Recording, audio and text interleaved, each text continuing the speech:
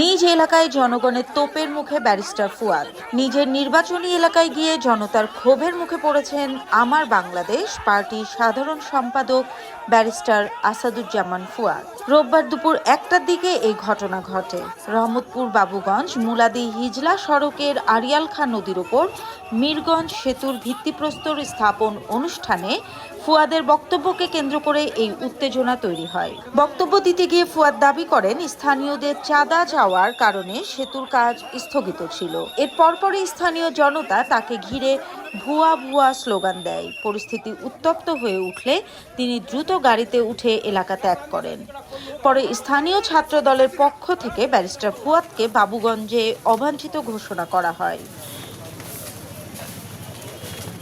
বাবুগঞ্জ উপজেলা ছাত্রদলের আহ্বায়ক আতিকুর রহমান আল আমিন বলেন, সেতু উদ্বোধনী অনুষ্ঠানে এসে বাবুগঞ্জের সাধারণ নাগরিকদের চাঁদাবাজ বলে অপপ্রচার করেছেন ফুয়াদ এবং চায়না কোম্পানির কাছে চাঁদা চেয়েছেন এমন অভিযোগ তুলে তিনি গণমাধ্যমে বক্তব্য দিয়েছেন, যা অত্যন্ত অনভিপ্রেত। পক্ষ থেকে ওনাদেরকে জানানো, জনমত তৈরি করা, গণমাধ্যমে বলা, এই কাজগুলো আজকে একটা সফলতার মুখ দেখেছে এবং এইটা ইতিমধ্যে যেটা দুঃখজনক খবর সেটা আপনাদেরকে বলছি, চাইনিজ যে কোম্পানি ইতিমধ্যে কাজ পেয়েছে তারা ইতিমধ্যে আমাদের সাথে যোগাযোগ করেছে। এলাকাবাসী বিভিন্ন রাজনৈতিক ছদ্মাবরণে ইতিমধ্যে তাদের কাছে চাঁদা চেয়েছে, যেটা তারা খুবই দুঃখজনক।